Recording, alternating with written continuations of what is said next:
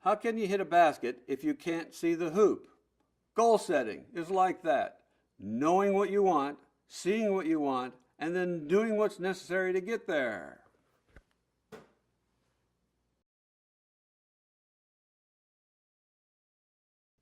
One reason to set goals is they determine a direction for you.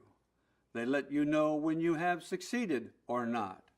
They also provide a progress report on how you are doing to reach those goals. It's a good idea to have some reminders, such as Post-it notes on your mirror in the morning, so you can visualize your goals for the day.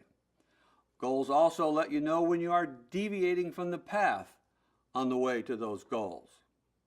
They also let you know when it's time to reset goals so you can maintain motivation. Simply put, if you don't have goals and you're not experiencing motivation, you are normal.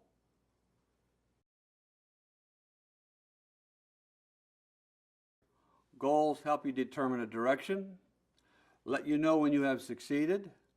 They provide a progress report on how you're doing. They let you know when you have deviated from the path on the way to your major goal. They let you know when it's time to reset goals to maintain motivation. And simply put, when you don't have goals, there is no motivation.